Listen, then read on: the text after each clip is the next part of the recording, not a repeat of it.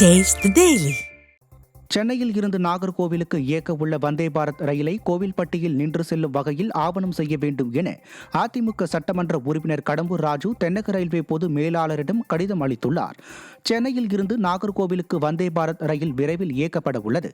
இந்த வந்தே பாரத் ரயில் கோவில்பட்டியில் நின்று செல்ல ஆவணம் செய்ய வேண்டும் என முன்னாள் அமைச்சரும் கோவில்பட்டி சட்டமன்ற உறுப்பினருமான கடம்பூர் ராஜு தென்னக ரயில்வே பொது மேலாளர் RN சிங்கை சந்தித்து கோரிக்கை மனு அளித்துள்ளார்.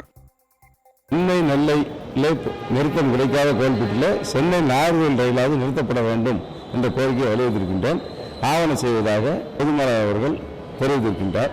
அது நிறுத்தப்படுகின்ற நேரத்தில் கோவில்பட்டி என்பது ஒரு மையப்பகுதியாக விருதுநகர் மாவட்டத்திற்கும் சரி, தென்காசி மாவட்டத்திற்கும், எங்கள் தூத்துக்குடி மாவட்டத்திற்கும் அனைத்துக்கும் பயணிகளுக்கு மிகுந்த வசதியாக இருக்கும் என்பதை இந்த நேரத்தில் தெரிவித்துக் கொள்கிறேன்.